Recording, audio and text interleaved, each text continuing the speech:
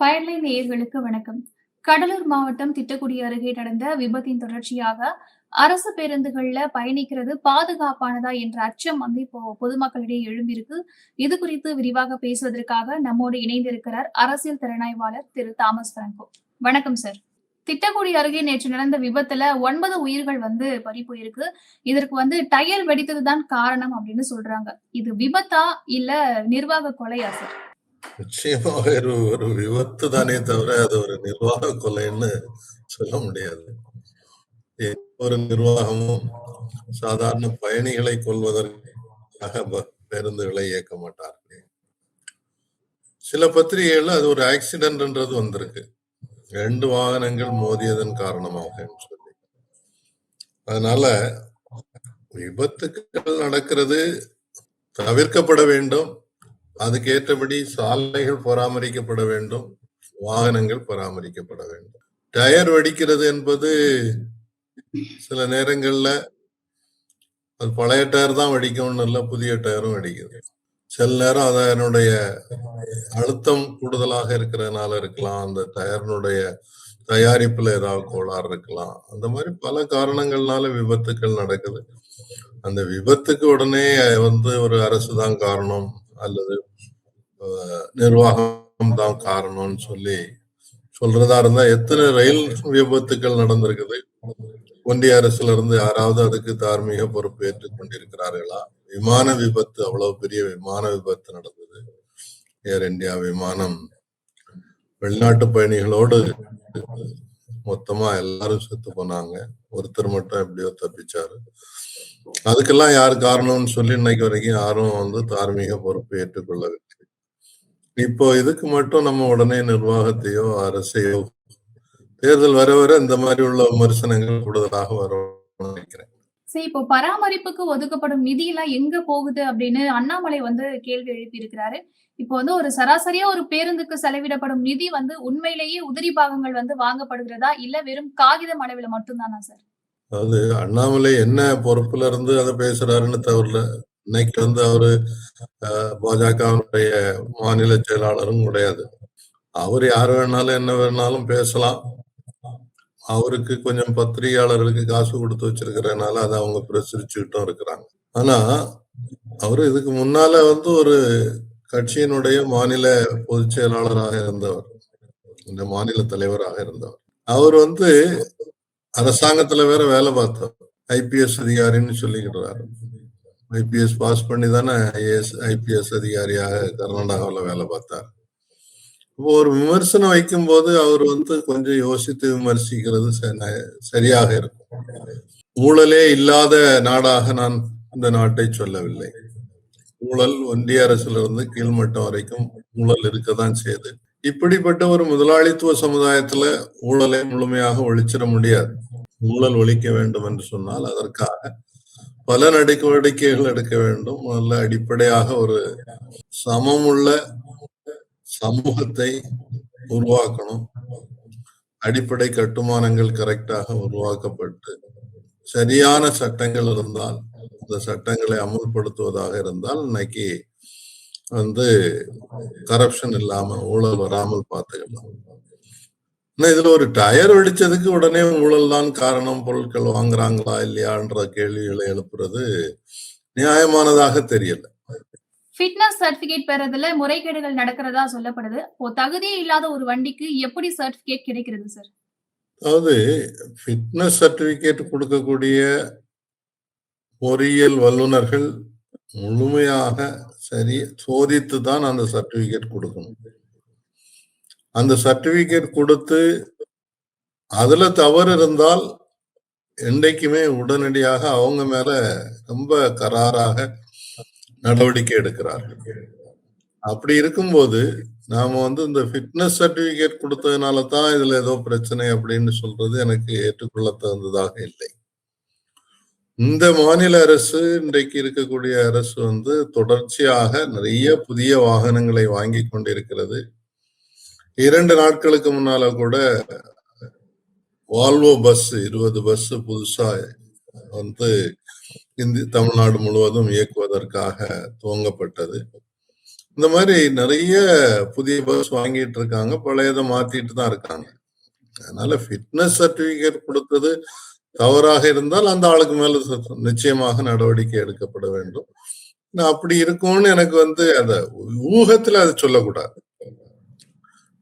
சரியாக கேட்டு தெரிந்து கொண்டு அதுக்குன்னு துறை இருக்கிறது, அதை பற்றி கண்காணிக்கிறாங்க. நிச்சயமாக இன்றைக்கு காவல்துறையும் அதுல தலையிட்டு விசாரிக்கும். அப்படி விசாரிக்கும் போது உண்மையிலேயே ஒருத்தர் தப்பான சர்டிபிகேட் கொடுத்தாருனாக்கி அவருக்கு மேல தீவிர நடவடிக்கை எடுக்கணும். அவர் முதல்ல உடனே சஸ்பெண்ட் பண்ணுவாங்க, டிஸ்மிஸ் பண்ணுவாங்க. ஆனா இது யூகத்திலேயே இதை சொல்லிட்டு இருக்கிறது என்பது கரெக்டான அணுகுமுறை அல்லன்றதுதான் என்னுடைய. ஒரு டயரை எத்தனை முறை ரீடேட் செய்யலாம் அப்படின்னு விதிமுறைகள் இருக்கு. அப்படி இருக்கும்பொழுது அரசு பேருந்துகள் தேய்ந்த டயரை 100 கிலோமீட்டர் வேகத்துல நெடுஞ்சாலையில ஓட்டுறது எந்த விதத்துல நியாயமானது சார்? அப்படி ஓட்டினா அது நிச்சயமாக நியாயம் இல்லை, தவறு, கண்டிக்கப்பட வேண்டியது. உடனடியாக அப்படிப்பட்ட நடவடிக்கைகள் நிறுத்தப்பட வேண்டும். டயர் ரீட்ரேட் பண்றதுன்றதுக்கு அது வைத்திருக்கக்கூடிய விதிமுறைகள் படி செய்கிறாங்கன்னாக்கி அதுக்கு பிறகு நம்ம அதுல குற்றச்சாட்டு சொல்வது சரியா இருக்காது. இன்னைக்கு கார்ல இருக்கக்கூடிய டயர்லாம் இப்ப ரீட்ரேட் பண்றதே நின்னு போச்சு. இப்போ சமீபத்துல நான் காருக்கு டயர் மாத்துறதுக்கு ரீட்ரேட் பண்ணலாமான்னு கேட்டா இல்ல இப்ப அந்த பழக்கமே கிடையாது, டயரை மொத்தமா மாத்தணும்னு சொன்னாங்க. 4 டயரும் மாத்தினேன். கொஞ்ச நாள் ஆகும்போது பேருந்துடைய டயர்களுக்கும் அந்த நிலைமை வரலாம். இப்ப நிறைய டயர் ரப்பருக்கு பதிலாக சிந்தட்டிக் யூஸ் பண்றாங்க. அந்த சிந்தட்டிக் யூஸ் பண்ணும்போது திருப்பி ரீட்ரேட் பண்ண முடியாது. அதனால இதுல நம்ம அவசரப்பட்டு உண்மையிலே என்னென்ன நடந்ததுன்றத அந்த துறையில் பரிசோதித்து அவங்க தெளிவான விளக்கம் கொடுக்கறது வரைக்கும் கொஞ்சம் பொறுத்திருந்து பார்ப்பது நல்லதுன்னு நினைக்கிறேன். பணிமனைகள்ல ஒரு பேருந்துல இருக்கிற இன்ஜின் எடுத்து மற்றொரு பேருந்துக்கு பொருத்தப்படுகிறது அப்படின்னு புகார்கள் எழும்பியிருக்கு சார். இது உண்மையா? இது உண்மையா என்பதை போக்குவரத்து துறை தெரிவிக்க வேண்டும். அவங்க அதை பற்றி இதுவரைக்கும் எந்த கருத்தும் சொல்லல. அதுக்கு விதிமுறைகள் அனுமதிக்கிறதான்றதும் தெரியல. பொதுவா ஒரு கார்ல இருந்து எடுத்து ரிப்பேர் பண்ணும்போது வேற என்ஜினை வேற காருக்கு பொருத்துறதெல்லாம் நடக்கிறத நாம பாக்குறோம். இந்த பணிமனையில் என்ன நடந்ததுன்றது முழுமையாக தெரியாமல் அதை பற்றி கருத்து சொல்வது சரியா இருக்காது. இப்போ பேருந்துகள்ல விபத்து நடந்தாலே ஓட்டுநர்கள் மீதுதான் எஃப்ஐஆர் ஃபைல் பண்றாங்க. இப்போ 12 மணி நேரம் வேலை வாங்குறது நிர்வாகம் தான். பேருந்துகள்ல விபத்து நடந்தாலே ஓட்டுநர்கள் மீதுதான் உடனடியாக எஃப்ஐஆர் ஃபைல் பண்றாங்க. இப்போ 12 மணி நேரம் வேலை வாங்குறது நிர்வாகம் தான். அப்படி இருக்கும்போது நிர்வாகத்தின் மீது யார் நடவடிக்கை எடுப்பாங்க சார்? அதாவது தமிழ்நாட்டில், இந்தியாவில் 8 மணி நேர வேலை என்பது அமுல்படுத்தப்பட்டிருக்கிறது. இன்றைக்கு அரசு பேருந்துகளில் பல பேருந்துகளில் நீண்ட தூர பேருந்துன்னு பாத்தீங்கன்னா தமிழ்நாட்டுக்குள்ள நாம் பாக்குறது சென்னையிலிருந்து கன்னியாகுமரி வரைக்கும் போகக்கூடிய பேருந்து அல்லது மார்த்தாண்டம் வரைக்கும் வரக்கூடிய பேருந்து. அந்த பேருந்துகளில் பயணம் செய்யும் போது பல நேரத்துல 2 டிரைவர்ஸ் ஓட்டுநர்கள் இருப்பதை நான் கண்கூடாக பார்த்திருக்கிறேன். நீங்க சொல்லக்கூடிய அந்த 12 மணி நேரம் இந்த கன்னியாகுமரி மார்த்தாண்டம் அந்த பேருந்துகளுக்கு மட்டும்தான் பொருந்தும். அதை விட குறைவான நேரம் தான் தமிழ்நாட்டுக்குள்ள வேற எங்க பயணித்தாலும் இருக்குது. சோ அதனால அரசாங்கம் இடையில ஒரு முயற்சியை செய்தார்கள். அதாவது 8 மணி நேர வேலை என்பது போராடி பெற்ற ஒரு உரிமை. அது உலகம் முழுவதும் அமலாகி கொண்டிருக்கிறது, தமிழகத்திலையும் அமலாகி கொண்டிருக்கிறது. டிரைவர்ஸை பொறுத்தவரையில பொதுவா நீண்ட தூர பயணம் என்று செய்யக்கூடியது தமிழ்நாட்டுக்குள்ள நாம் பார்க்கிறது சென்னையிலிருந்து கன்னியாகுமரி அல்லது குளித்துறை, மார்த்தாண்டம் போகக்கூடிய பேருந்துகள் தான். அந்த பேருந்துகளில் பல நேரங்கள்ல நானே பயணித்திருக்கிறேன். 2 டிரைவர்ஸ் இருக்கிறத பார்த்திருக்கேன். அப்ப அவங்களுக்குள்ள மாத்தி மாத்தி தான் ஓட்டுறாங்க. அதுதான் அதிகமாக அந்த பேருந்துகள் மட்டும்தான் 10 மணிக்கு மேல 11 மணி 12 மணி வரைக்கும் பயணம் செய்ய வேண்டியது இருக்குது. மற்ற தமிழ்நாட்டுக்குள்ள வேற எங்கன்னாலும் அது 8 மணி 9 நேரம் 10 மணிக்குள்ளால திருநெல்வேலியே 10 மணி நேரத்துல போயிடும். சோ இதுல கராராக 8 மணி நேர வேலையை கடைபிடிப்பது அவசியம். தொழிற்சங்கங்கள் இருக்கிறது, அதை அவங்க கவனமாக கவனித்துக் கொண்டிருக்கிறார்கள். தமிழ்நாட்டில் இருக்கக்கூடிய போக்குவரத்து துறையில் இருக்கக்கூடிய தொழிற்சங்கங்கள் வலுவான தொழிற்சங்கங்கள். அவங்க அந்த மாதிரி எல்லாருக்கும் ரொட்டீனா 12 மணி நேரம் வேலை பார்க்கறதெல்லாம் நிச்சயமாக அனுமதிக்க மாட்டார்கள் என்பதுதான் என்னுடைய கருத்து. இதுலயும் நான் என்ன நினைக்கிறேன்னு சொன்னா, இவ்வளவு பிரச்சனைகள் சொல்லும்போது அதை பற்றி ஒரு விசாரணை கமிஷன் போட்டு விசாரித்து ஒரு அறிக்கை கொடுக்க வேண்டும் என்பதை நம்ம ஒரு கோரிக்கையாக வைத்துக் கொள்ளலாம். ஓட்டுநர்களுக்கு முறையான ஓய்வறைகளோ அல்லது கழிவறைகளோ பல இடங்கள்ல இல்ல. அப்படி இருக்கும்பொழுது இந்த மன அழுத்தத்துல அவர்கள் எப்படி பாதுகாப்பாக பேருந்து ஓட்ட முடியும் சார்? இதே புகார் ட்ரெயின்ல டிரைவராக இருக்கக்கூடியவங்கள்ட்ட இருந்தும் இருக்குது. ஆனா தமிழ்நாட்டுல அந்த அளவுக்கு குறைவாக இருக்குதா அப்படின்னா இதுக்கு முன்னால இருந்த ஆட்சியில் இருந்தவர்கள் என்ன செய்தார்கள்ன்றதையும் சேர்த்து பார்க்கணும். நான் கண்கூடாக பார்க்கிறது நீண்ட தூர பஸ் டிராவல் பண்ணும்போது பார்க்கும்போது, இப்போ சென்னையில இருந்து நம்ம புறப்பட்டு போனோம்னு சொன்னா திருச்சியில ஒரு பெரிய பணிமனை இருக்குது. அங்க ஓய்வறைகள் இருக்கிறதை பார்த்திருக்கிறேன். என்னுடைய நண்பர்களே டிரைவர்களா இருக்காங்க. அங்க போய் ரெஸ்ட் எடுக்கிறத பார்த்து அதே மாதிரி மதுரையில பார்க்கிறோம். அப்படி இருக்கும்போது அவர்களுக்கு போதுமான கழிவறை இன்னைக்கு தமிழ்நாட்டுல எல்லா பேருந்து நிலையங்களிலும் போதுமான கழிவறைகள் இருக்கிறது. அது சுத்தமாக பராமரிக்கப்படுவதையும் இப்ப பார்க்க முடியுது. அப்படி இருக்கும்போது கழிவறை ஒரு பெரிய பிரச்சனையாக இருக்கிறதுக்கு வாய்ப்பு இல்லை. ஆனா ஓய்வு அறை என்பது கட்டாயமாக நடத்துனர்களுக்கும் சரி ஓட்டுநர்களுக்கும் தேவை. அது போதுமான அளவுக்கு இல்லைன்னு சொன்னா போதுமான அளவுக்கு போக்குவரத்து துறை உருவாக்கி தர வேண்டும். அவங்க தான் அந்த கடமையை செய்யணும். அரசு அதை வலியுறுத்த வேண்டும் என்பதை நானும் ஒரு கோரிக்கையாக வைக்கிறேன். 2025ல இருக்கும். இன்னும் அரசு பேருந்துகள்ல ஆன்டி லாக் பிரேக்கிங் சிஸ்டம் இல்ல. இது நிதி பற்றாக்குறையா இல்ல அக்கறையின்மையா சார்? இந்த ஆன்டி லாக் பிரேக்கிங் சிஸ்டம் புதிய பேருந்துகள் எல்லாத்துலயுமே இருக்குது. அது ப்ரொடக்ஷன்லயே வரும்போதே இப்ப வந்துருது. பழைய பேருந்துகளில் இல்லாமல் இருக்கலாம். இல்லாமல் இருந்தாச்சுன்னு சொன்னா அதை சரி செய்வதற்கான ஏற்பாடு போக்குவரத்து கழகங்கள் செய்ய வேண்டும். போக்குவரத்து கழகங்கள் பலதும் லாபத்துல ஓடலன்ற ஒரு பிரச்சனை இருக்கிறது. அப்போ மாநில அரசு தான் அதுக்கான நிதி உதவிகளை கொடுத்து வருகிறது. நம்ம பொறுத்தவரையில தமிழ்நாட்டுலனாலும் சரி எங்கன்னாலும் சரி பேருந்து கட்டணம் கூட்டினா உடனே நம்ம வருத்தப்படுறோம், போராட்டங்கள் நடத்துறோம். அப்போ போதுமான வருமானம் வர வேண்டும் என்றால் அதுக்கு ஏற்றபடி கட்டணத்தை உயர்த்த வேண்டிய தேவை இருக்கும். இந்த சிக்கல் இருக்கலாம். இப்போ இன்னைக்கு தமிழ்நாட்டில் இருக்கக்கூடிய பேருந்து கட்டணம் மிகவும் குறைவானதாகத்தான் நான் பாக்குறேன். நான் இப்போ உதாரணத்துக்கு இப்ப இந்த புதிய பஸ் வால்வோ பஸ் விட்டாங்க இல்லையா, அப்போ பத்திரிகைகள்ல அது செய்திகள் வெளிவந்தது. உள்ளதிலே கூடுதலான தூரம் நாகர்கோவில் டு சென்னை, கன்னியாகுமரி மாவட்டம். அதுக்குதான் பேருந்து கட்டணம் வால்வோ பஸ்ல 1275 ரூபாய் போட்டிருக்காங்க. ட்ரெயின்ல போனாலும் ஏசி 3 டயர்ல போனோம்னாக்கி அவ்வளவு பணம் கொடுக்க வேண்டியது இருக்கு. அப்போ தமிழ்நாட்டுல அந்த அளவுக்கு பேருந்து கட்டணம் மிக அதிகமாக வசூலிக்கப்படவில்லை. மகளிருக்காக இலவச பேருந்து வசதிகள் கொடுக்கப்பட்டிருக்கிறது. நிதி சுமை இருந்தால் மாநில அரசு போதுமான நிதியை உருவாக்குவதற்கான ஏற்பாடுகளை செய்ய வேண்டும். ஏற்கனவே சில துறைகளுக்கான பற்றாக்குறை வந்ததுனால பாண்ட் இஷ்யூ பண்ணியிருக்காங்க. 7 வருஷத்துக்கு 10 வருஷத்துக்கான பாண்ட் இஷ்யூ பண்ணி மக்கள்கிட்ட பணத்தை திரட்டுறது. ஏன்னா ஒன்றிய அரசு போதுமான பணம் கொடுக்க மாட்டேங்குது.